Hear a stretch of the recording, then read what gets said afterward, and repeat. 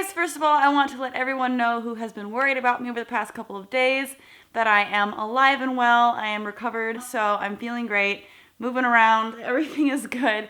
But I wanted to hop back into the atheism side of my channel because someone tweeted me a link to this movie trailer. But this is basically the movie trailer for Jesus, Bro. Hey!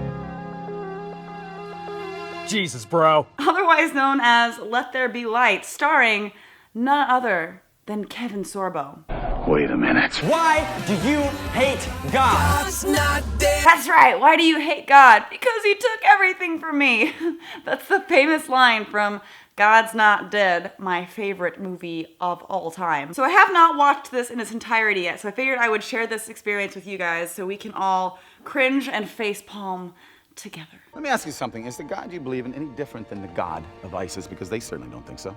I think you're both smoking the same dope. The only difference is yours in a joint and theirs is in a hookah. Great, okay, so Kevin Sorbo is basically playing the same character that he played in God's Not Dead. He is the atheist that's mean and makes mean jokes and everyone hates. They love to hate. It's the stereotypical atheist, right? That they create so that they can easily defeat in their own arguments, right? He's going to make all the logical fallacies. He's going to be, devoid of any morals. And he's going to be generally disliked by most people because why? Well, he's a mean atheist.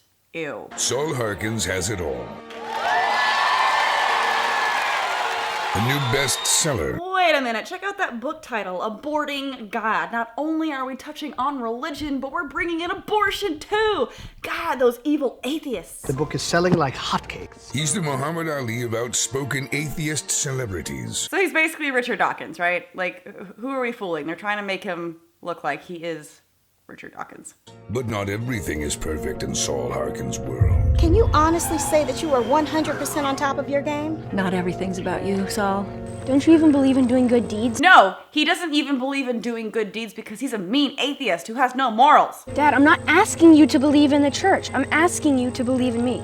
How can you take something as intensely private as the death of their brother and use it as part of your carnival act? I would pray to see my son just one last time.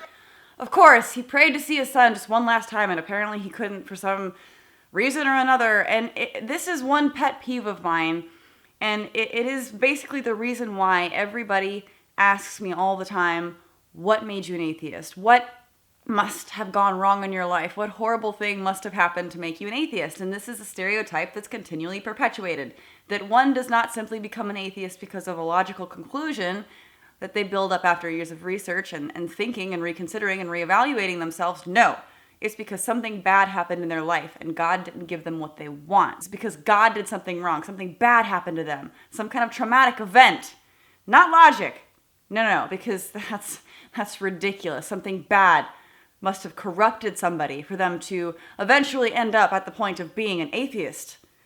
God forbid. You know she still prays for you every night. Would drink too. PSA, atheists drink and drive. Kevin Sorbo and cars do not get along very well. I know in God's Not Dead he died because he was crossing the street going to a Newsboys concert nonetheless, gets hit by a car, and now apparently sees heaven and comes back stronger than ever to tell his story. When someone almost dies, they are seeing their imagination quite literally running wild. Katie, I saw our son. What did he say, Saul?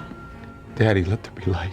Oh, pulling at my heartstrings. God must be real because, he was basically high on DMT and saw things. He had hallucinations and he envisioned apparently his son who he had lost at some point, which isn't unreasonable to expect from somebody on that drug, which is something in your brain, a chemical that your brain naturally releases whenever you are on the verge of death. It is comparable to taking shrooms and seeing the walls wave at you and thinking that it's some kind of enlightening experience. I actually know a couple of people who have taken the drug DMT recreationally. They tried to get me to do it, but I did not. And this guy that I know had conversations with his girlfriend at the time, and she convinced him that everyone has a spirit guide, and she described to him what these spirit guides look like, and she tried to preach this to me, which, whatever. But whenever he took this drug, he saw his spirit guide, and it was exactly as she had described, and he interpreted that as some kind of evidence that she was right and he saw what she was talking about, instead of the more likely scenario, which would be he had this idea in his head already and the drug made him remember it, and he thought that he saw something that was already planted in his head. Now, it would be more believable to me if he took the drug, saw the spirit guide, and then later was shocked that it matched the description perfectly of what his girlfriend had seen at one point in her life too. But the fact that he already knew what it was supposed to look like and then saw it after having taken drugs is questionable to me. Am I crazy? Am I the only one? But in this case, it's the same thing. You see the light, you have this chemical running through your brain, and you see a loved one that's probably on your mind every day. That's not unlikely. How am I supposed to sell the celebrated author whose latest exciting point of view is, I don't know? This better be good. That's what I said. When you discover that everything you believe is a lie, In a world. where do you find the truth? Would you consider consulting a different source? Now you come to me and you say, Pastor Vinny, what does let there be light mean? What if it's as simple as this? Oh my God, they're right. So stupid. Do you believe that God hears? God always answers prayers. Sometimes we just don't understand the answers.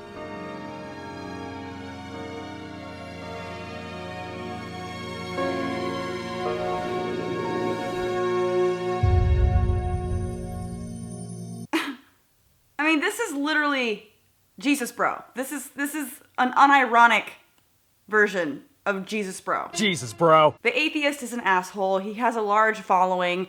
He dies, sees the light, comes back, and uses this enlightenment to preach the good news of the Lord, and it's hilarious. But this time, they're trying to do it seriously with Kevin Sorbo, and it's just like, oh, come on. Disappointed! Anyways, thanks to everyone for all the positive support and comments encouraging me this week. I will make update videos on everything going on in my life. I know a lot of you have been following my journey on my vlog channel, so thank you for that. Also, thank you to everyone who is newly supporting me and previously supporting me on Patreon. As you know, the adpocalypse is still going strong, so everyone who is supporting me on there, just know how much I appreciate you, and everyone who watches my YouNow live streams and hangs out with me on there and stuff. You guys are awesome. Couldn't do it without you. Thank you so much for watching. Like this video if you liked it, share it everywhere. All of my social media links are in the description below. And don't forget to say a prayer to Jesus and let there be light. Okay, bye!